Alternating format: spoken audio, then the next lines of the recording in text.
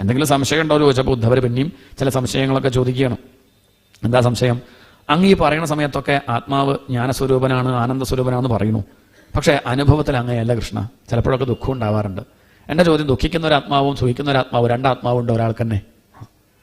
ബദ്ധനും മുക്തനും രണ്ടുണ്ടോന്നാണ് ചോദ്യം. ഭഗവാൻ പറഞ്ഞു, വാസ്തവത്തിൽ ബദ്ധനുമില്ല മുക്തനുമില്ല.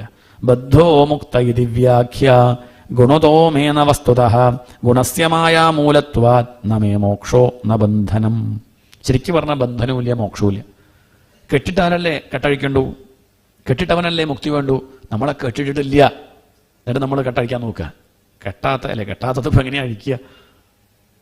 പിന്നെന്താ ചെയ്യണത്? കെട്ടിയിട്ടില്ല എന്ന് അറിയിക്കുകയാണ്. എന്താണ്? കെട്ടിന്ന് വിചാരിച്ച ആളോട് കെട്ടിയിട്ടില്ല കേട്ടോ, കെട്ടിയിട്ടില്ല എന്ന് പറയുകയാണ്. പണ്ട് കുറച്ച് ഭ്രാന്തന്മാർ, അവർ ഭ്രാന്താശുപത്രിയിൽ കുറച്ച് കാലമായിട്ട് കഴിയുക. അവർ തീരുമാനിച്ചു നമ്മൾ ഇവിടെ ഇങ്ങനെ കഴിയേണ്ടവരല്ല, ഇന്ന് രാത്രി നമുക്ക് ജയിലിൽ ചാടണം. തീരുമാനിച്ചു 3 പേരും കൂടി. ജയിലിൻ്റെ മതിൽ ചാടിയിട്ട് വീട്ടിൽ പോകണം, നാട്ടിൽ പോകണം, ഇനി കുടുംബത്ത് കഴിയണം. തീരുമാനിച്ചു 3 പേരും കൂടി. അങ്ങനെ ആലോചിച്ചു. രാത്രിയായി. മെല്ലെ അവരുടെ ആ ഓടാമ്പലൊക്കെ തുറന്നു, മെല്ലെ വാതിൽ തുറന്ന് പുറത്തെത്തി. സ്റ്റെപ്പ് കഴിഞ്ഞു. അവർ രാത്രി സമയമാണ്, കണ്ണു കാണില്ലല്ലോ. കുറേ തപ്പാണെന്ത് മതിലെവിടെ നോക്കുകയാണ്. കുറേ നോക്കി, കുറേ പോയി, എത്രയായിട്ട് മതിൽ കാണില്ല. അവസാനം തിരിച്ചു വന്ന് ഓടാമ്പലിട്ട് ജയിലിൽ തന്നെ കടന്നു 3 പേരും. വാസ്തവം എന്താ ചോദിച്ചാൽ ആ ജയിലിന് മതിലില്ല. അവർ പോയി അവരുടെ പടിക്കലെത്തിയിട്ടുണ്ട് വീടിൻ്റെ. എന്നിട്ട് അങ്ങോട്ട് കയറാണ്ട് തിരിച്ചു വന്ന് ഇവിടെ ഓടാമ്പലിട്ട് ഉള്ളിലിരുന്നു. ഇതന്നെയാണ് നമ്മളെയും കഥ. ഇവിടെ മുക്തിയൊന്നുമില്ല, കെട്ടിയിട്ടിട്ടില്ല ആണ്. പിന്നെ മതിലുണ്ട് വിചാരിച്ച് നമ്മളിങ്ങനെ നോക്കുക, മുക്തരാമൻ നോക്കുകയാണ്. എന്ത് മുക്തൻ? ബദ്ധനുമില്ല മുക്തനുമില്ല. ഗുണസ്യമായ മൂലത്വാൻ നമേ മോക്ഷോ ന ബന്ധനം. എനിക്ക് മുക്തിയില്ല ബന്ധനവുമില്ല, രണ്ടുമില്ല. ബദ്ധൻ മുക്തൻ എന്നൊക്കെ പറഞ്ഞാൽ ശരീരത്തിനോട് അഭിമാനമുള്ളവൻ ബദ്ധൻ ആണ്, അത്രയേ ഉള്ളൂ. ശരീരത്തിനോട് അഭിമാനം ഇല്ലാത്തവൻ മുക്തൻ, അത്രമാത്രം. ചിലർക്ക് ശരീരത്തിനോട് കൂടുതൽ അഭിമാനം ഉണ്ടാവും ആണ്. എന്തെങ്കിലും ഒന്നും വരുമ്പോഴേക്കും വിശപ്പ് സഹിക്കാൻ പറ്റാത്തവരൊക്കെ ഉണ്ട്. വയ്യട്ടോ എന്നൊക്കെ പറയാം. ചിലർക്ക് ഒരു കുഴപ്പമില്ല. 12 മണിയായിട്ട് ഒന്നും കഴിച്ചില്ല, അവരൊന്നും വേണ്ട, ഒരു കുഴപ്പമില്ല. എന്നാൽ ശരീരാഭിമാനം കൂടുന്തോറും അതാണ് ചിലർക്ക് കുറവാണ്. ഒന്ന് മുള്ളു കുത്തിയാൽ കരയണവരുണ്ടല്ലോ അല്ലേ? മുള്ളു കുത്തി, ഇന്നലെ മുള്ളു കുത്തി കാലിന് എന്തൊരു വിഷമം. ചിലർക്ക് വിരലെന്നെ പോയി, ഒരു കുഴപ്പമില്ല. അങ്ങനെയുള്ളവരുണ്ട്. എന്ന് പറഞ്ഞാൽ ശരീരാഭിമാനം കുറവാണ്. അത് കുറച്ച് കൊണ്ടോ നോക്കൂ, നമുക്ക് എന്ത് വന്നാലും അത് ദേഹത്തിനല്ലേ എന്ന് തോന്നും. ലോകത്ത് 2 പേരും ഒരുപോലെ ഉണ്ടാവും, കാണാനൊക്കെ ഒരുപോലെ ഉണ്ടാവും. ഇതുപോലെ ചോദിച്ചാൽ 2 മുറി, നമ്മളിവിടെ നിന്ന് നോക്കുമ്പോൾ 2 മുറിയും കാണാം. 2 മുറി ഒരുപോലെയാണ്, ഒരേ ജനൽ, 2 ജനലുമുണ്ട്. ആ ജനലിൻ്റെ അടുത്തായിട്ട് 2 പേര്, ഒരു മുറിയിൽ ഒരാൾ, മറ്റേ മുറിയിൽ ഒരാൾ ഇരിക്കുന്നുണ്ട്. ഇവിടുന്ന് കാണുമ്പോൾ നമുക്ക് 2 പേരും ഒരുപോലെ തോന്നും. പക്ഷെ അടുത്ത് പോയി നോക്കിയപ്പോഴാണ് മനസ്സിലായത് ഒരാൾ ദുഃഖിച്ചിരിക്കുകയാണ്, ഒരാൾ സുഖിച്ചിരിക്കുകയാണ്. 2 പേരും മുറിയുടെ ഉള്ളിൽ തന്നെയാണ്, പൂട്ടിയിട്ടിട്ടുണ്ട്. ഒരാൾ തനിക്ക് സ്വസ്ഥമായിട്ടിരിക്കണം എന്ന് കരുതിയിട്ട് വേറെ അപകടവും ശല്യമൊന്നും വേണ്ട കരുതി ഉള്ളിൽ കയറി കൊച്ചിട്ട് വന്ന് ജനലിൻ്റെ അടുത്തിരിക്കുക. മറ്റാളോ ആരോ അകത്തിട്ട് പൂട്ടിപ്പോയതാ, അയാൾ ദുഃഖിച്ചിരിക്കുകയാണ്. കാണുമ്പം 2 ഒരുപോലെ ഉണ്ടാവും. പക്ഷെ ഒരാൾ ബദ്ധനാണ്, ഒരാൾ മുക്തനാണ്. ഒരാൾ സ്വസ്ഥനാണ്, ഒരാൾ അസ്വസ്ഥനാണ്. ആ വ്യത്യാസം. ഈ ലോകത്ത് തന്നെ കഴിയുണ്ടാവും. ജീവൻമുക്തന്മാരും നമ്മളും ആണ്. ജീവൻമുക്തന്മാർ നമുക്ക് വരുന്ന കാര്യങ്ങൾ അത് അവരെ ബാധിക്കില്ല. അത് വരും, പക്ഷെ അവരതിൽ ക്ലേശിക്കില്ല. പക്ഷെ നമുക്ക് നിസ്സാരമായ വിഷയം വരുമ്പോഴേക്കും ടെൻഷനായി, പരിഭ്രമായി. അതവർക്കില്ല. അതാണ് ബദ്ധനും മുക്തനും എന്ന ഉപദേശം. ദേഹസ്ഥോ പിന്നെ ദേഹസ്ഥ. ദേഹത്തിലാണെങ്കിൽ ദേഹമായിട്ട് അവർക്ക് എന്തില്ല, ബന്ധമില്ല. പണ്ട് ഉദാഹരണം പറഞ്ഞിരുന്നു, ഏതുപോലെ? കൊട്ടത്തേങ്ങ പോലെ. ചിരട്ടയുടെ ഉള്ളിലാണെങ്കിലും ചിരട്ടയായിട്ട് ബന്ധമില്ല, ഒട്ടില്ല. അങ്ങനെ ദേഹത്തിനോട് ഒട്ടാണ്ടിരിക്കാൻ പരിശ്രമിക്കണം. അതിനാണ് സത്സംഗവും ധ്യാനവും ഒക്കെ എന്ന് പറഞ്ഞു. കുറേ യോഗങ്ങളുണ്ടല്ലോ കൃഷ്ണ, അതിലേത് യോഗമാണ് കേമെന്നൊരു ചോദ്യം. ഭക്തിയോഗമാണോ, ജ്ഞാനയോഗമാണോ, ധ്യാനയോഗമാണോ? ഭഗവാൻ പറഞ്ഞു, ഉദ്ധവ അങ്ങനെ ചോദിച്ചാൽ വലിയ ബുദ്ധിമുട്ടാണ്. അത് അവനവനാ തീരുമാനിക്കേണ്ടത് ആണ്. എനിക്ക് ഏത് യോഗമാണ് ചേരുക എന്നുള്ളത് ഞാൻ അല്ല തീരുമാനിക്കേണ്ടത്. വേറെ ആളോട് ചോദിക്കാൻ പറ്റുമോ? എനിക്കെന്താ ഇഷ്ടം എന്ന് ഞാനല്ല തീരുമാനിക്കേണ്ടത്. എനിക്കെന്താ ഇഷ്ടം പറയൂ. എനിക്ക് ഓലിനാണോ ഇഷ്ടം, അവിയിലാണോ ഇഷ്ടം പറയൂ. അതാരാ പറയേണ്ടത്? അതിപ്പോൾ അവനവനല്ലേ അറിയുള്ളൂ. അതാണ്. എനിക്ക് നാട്ടിൽ പോകണം, എങ്ങനെയാണ് പോകേണ്ടത് പറയൂ. എനിക്ക് കോഴിക്കോട്ടേക്ക് പോകണം, ഞാൻ എങ്ങനെയാണ് പോകേണ്ടത് പറയൂ. ഞാനല്ലേ തീരുമാനിക്കേണ്ടത് അല്ലേ? ട്രെയിനിൽ പോകണോ, ഫ്ലൈറ്റിൽ പോകണോ, നടന്നു പോകണോ, കാറിൽ പോകണോ? കാറിൽ പോണത് മോശം എന്ന് പറയാൻ പറ്റുമോ? ഫ്ലൈറ്റിൽ പോണത് മോശം അങ്ങനെയൊന്നും പറയാൻ പറ്റില്ല. അത് അയാളുടെ ആവശ്യം നോക്കിയിട്ടാണ്. പെട്ടെന്ന് എത്തണം വെച്ചാൽ പെട്ടെന്ന് എത്തൊന്നും വേണ്ട, മെല്ലെ പോയാൽ മതി. ഒരു തിരക്കും ഇല്ല. എല്ലാം സ്ഥലമൊക്കെ കണ്ട് എത്ര ക്ഷീണിച്ചാലും കുഴപ്പമില്ല, നടന്നു പോകാൻ നല്ലത്. എല്ലാ സ്ഥലം കണ്ടു പോകും അല്ലേ? അത് തെറ്റാ പറയാൻ പറ്റില്ല. അത് അയാളുടെ ഉദ്ദേശം എന്താ നോക്കണം. ഇതുപോലെ ഏത് യോഗമാണ് കേമെന്ന് ചോദിച്ചാൽ അയാളുടെ താല്പര്യം നോക്കിയിട്ടാണ് പറയുക. ചിലർക്ക് ധ്യാനയോഗാവും എളുപ്പം ആണ്, ചിലർക്ക് കർമ്മയോഗാവും എളുപ്പം, ചിലർക്ക് ജ്ഞാനയോഗാവും നിർവിണ്ണാനാം ആണ്. ഒന്നിനോടും താല്പര്യമില്ല, ആസക്തി ഇല്ലാത്തവരെ സംബന്ധിച്ച് അവർക്ക് ജ്ഞാനയോഗമാണ് നല്ലത്. വിരക്തി വന്നവർക്ക്. എന്നാൽ വിരക്തി വന്നിട്ടില്ലെങ്കിലോ കർമ്മയോഗ നല്ലത്. എന്താണ് കർമ്മയോഗം? എന്നാൽ വിരക്തി വന്നിട്ടുമില്ല, കർമ്മത്തിനോട് വലിയ താല്പര്യമില്ല, ഈശ്വരനെ നേടുകയാണ് വേണ്ടത് നിശ്ചയമുണ്ട്, ഇപ്പോഴത് വിടാനും വയ്യ, അങ്ങനെയുള്ളവർക്ക് ഭക്തിയാണ് നല്ലത്. നമ്മളൊക്കെ ആ കൂടുതലാണ്. ഭഗവാനാ വേണം എന്നുള്ളത് നിശ്ചയമുണ്ട്, അതാ വേണ്ടതൊക്കെ തന്നെയാണ് വേണ്ടത് തിരുമേ, പിന്നെ വിടാൻ വയ്യ.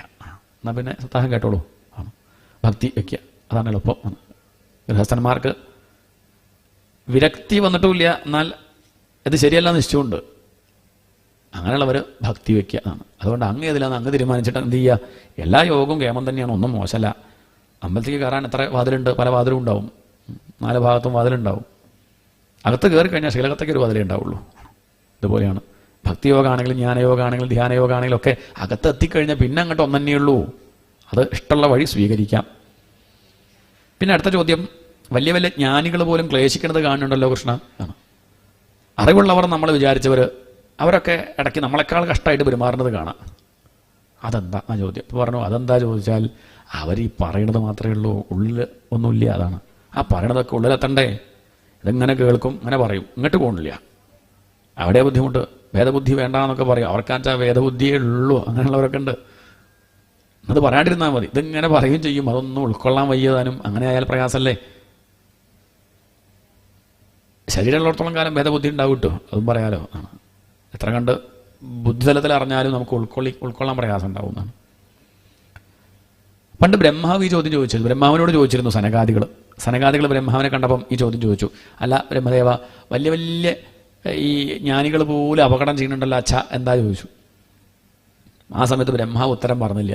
അപ്പം ഞാൻ അവിടേക്ക് പോയി ആണ്. എന്തായിട്ട്? ഹംസമായിട്ട്. അതാണ് ഭഗവാന്റെ ഹംസാവതാരം. അരയന്നമായിട്ട് ഞാൻ ചെന്നു. എന്നെ കണ്ടപ്പോൾ സനകാദികൾ പെട്ടെന്ന് ചോദിച്ചു, തിരിഞ്ഞിട്ട് കോ ഭവാൻ എന്ന് ചോദിച്ചു. നീ ആരാ എന്ന് ചോദിച്ചു. എന്നെ കണ്ടപ്പോൾ ഞാൻ അവർക്ക് നല്ല മറുപടി കൊടുത്തു. ഈ ചോദ്യം തന്നെ തെറ്റാണ് സനകാദികളെ, നിങ്ങളിങ്ങനെ ചോദിക്കുന്നു ഞാൻ വിചാരിച്ചില്ല. നമ്മളാണത് ചോദിച്ചാൽ ഭഗവാനൊന്നും മിണ്ടില്ല കേട്ടോ. ഉത്തരം പറയും, ഞാൻ ഈശ്വരനാണ്, കൃഷ്ണനാണ്, ഗുരുവായൂരപ്പനാണെന്നൊക്കെ പറയും. പക്ഷെ സനകാദികൾ ചോദിച്ചപ്പോൾ ഭഗവാൻ അത് ഇഷ്ടമായില്ല. കാരണം ഇത്രയും വിവരമുള്ള സനകാദികൾ നീ ആരും ചോദിക്കാൻ പാടുമോ? നീ ആരെന്നുള്ള ചിന്ത വരുന്നത് എപ്പോഴാണ്? നീ വേറെ ഞാൻ വേറെ എന്നുള്ള വിചാരമുള്ളപ്പോഴാണ്.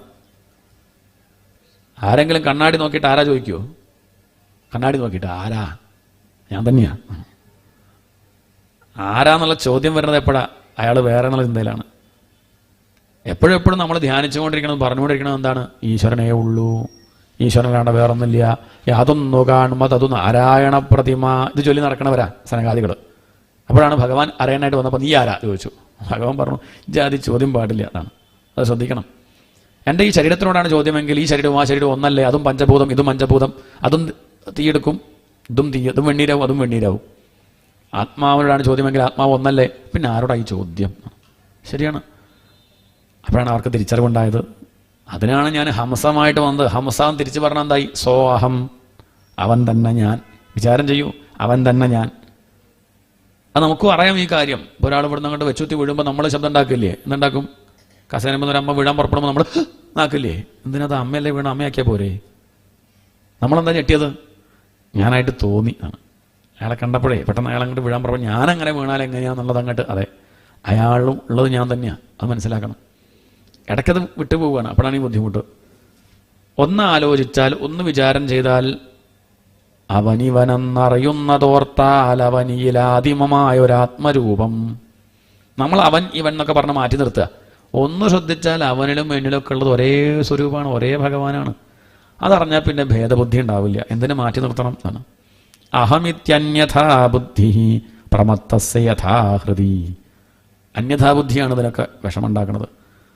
അതുകൊണ്ട് ശ്രദ്ധിക്കണം. പണ്ട് ഗുരുദേവൻ രമണ മഹർഷിയെ കാണാൻ പോയി. അവിടുത്തെ സമയത്ത് ഒന്നും ചോദിക്കാൻ ആർക്ക് തോന്നിയില്ല, ഗുരുദേവന് തോന്നിയില്ല. രമണ മഹർഷി ഗുരുദേവനെയും കണ്ടു, അദ്ദേഹത്തിന് ഒന്നും മിണ്ടാൻ തോന്നിയില്ല. പരസ്പരം നോക്കി ചിരിച്ചങ്ങനെ ഇരുന്നു. ആരാന്നോ എന്താണോ ഒന്നും ചോദിച്ചില്ല. കണ്ണാടി നോക്കിയ പോലെ തോന്നിയത് രണ്ടുപേർക്കും. ഞാൻ തന്നെ. രമണ മഹർഷിക്കോ ഞാൻ തന്നെ, ഇത്രയും പിന്നെന്ത് ചോദിക്കാൻ. ഊണഴിക്കാറായപ്പം പറഞ്ഞു, ഊണഴിക്കല്ലേ ചോദിച്ചു. ആ കഴിക്കുക. ഊണ് കഴിച്ചു, തിരിച്ചു പോരും ചെയ്തു ഗുരുദേവൻ. ഇവിടെ എത്തിയിട്ടൊരു 5 ശ്ലോകം എഴുതി. അതാണ് നിർവൃതി പഞ്ചകം. അദ്ദേഹം പറഞ്ഞതെന്താ വെച്ചാൽ, പണ്ട് കാലത്തൊക്കെ എവിടെ പോയാലും ആദ്യം ചോദിക്കുക ജാതി എന്താണെന്നാ, പിന്നെ പേര് ചോദിക്കുള്ളൂ. എന്നാൽ അദ്ദേഹം എന്നെ കണ്ടപ്പോൾ ഒന്നും ചോദിച്ചില്ല.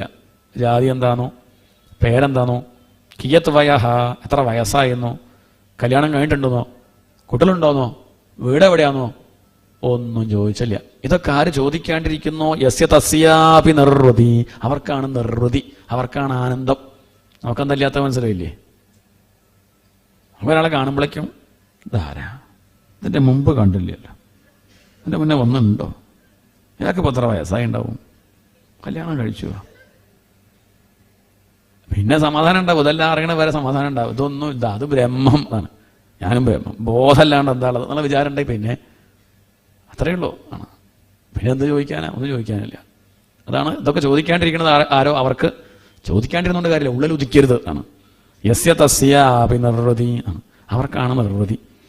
അതുകൊണ്ട് അറിവുള്ളവർ പോലും ക്ലേശിക്കാൻ കാരണം എന്താ ചോദിച്ചാൽ, ആ അറിവ് മനസ്സിലെ ബുദ്ധിയിൽ മാത്രമേ ഉള്ളൂ. അവർ ഉപദേശിക്കാൻ കേമന്മാരാ, പരോപദേശേ കുശലാ, അതൊന്നും ഉള്ളിലേക്ക് എടുക്കണില്ല.